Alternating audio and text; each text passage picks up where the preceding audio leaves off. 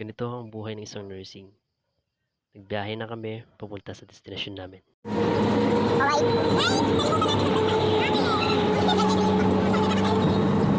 Babala kayo sa atin na dalawa. Tapos, ng 2 oras na biyahe, nakarating na kami. Alright, so this is our first night dito sa Torrejos. Ito ang unang duty namin dito sa Torrejos. This is us going to the hospital. So yun, mag-duty na kami. Punta kami ngayon sa hospital. So yun yung mga kasama ko. Let's walk. Galing sa aming boarding house, tinitirhan. Ayun yung hospital. Naglalakad kami ng mga 5 minuto papunta sa hospital mula sa tinutuluyan namin. Sleepers. Alright, so we're here at the TMH or Torrejos Municipal. So dito yung emergency. And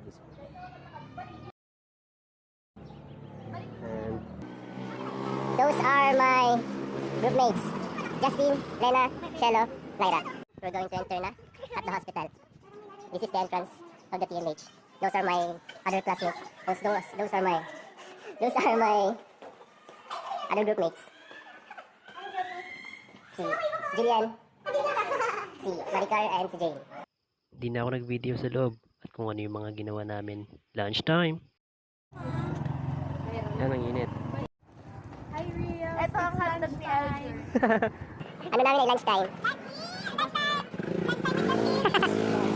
Alright. We're going back na.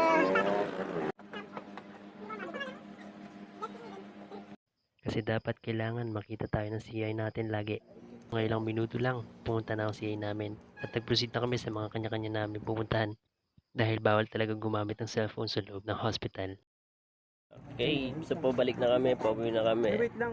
Ito na, bye-bye! Uy, yung ano? Dito, ganyan. Oh, labas na po namin!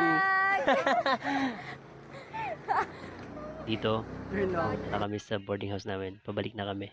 Kaya nga nasabi ko kanina, 5 minutong lakad mula sa hospital sa punta sa aming tinitirahan. So bago kami magpalit, nagprint muna kami ng mga kailangan namin para bukas.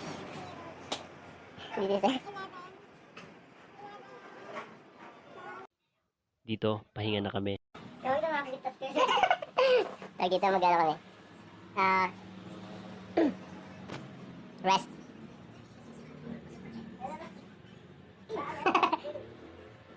Dito sa gabing ito, naghanap kayo ng makakainan namin. So, we're going to eat. Because it's already 6:29 or 6:30 at evening. Yeah. So hanggang dito na lang. Kita-kits ulit bukas. Have a nice day!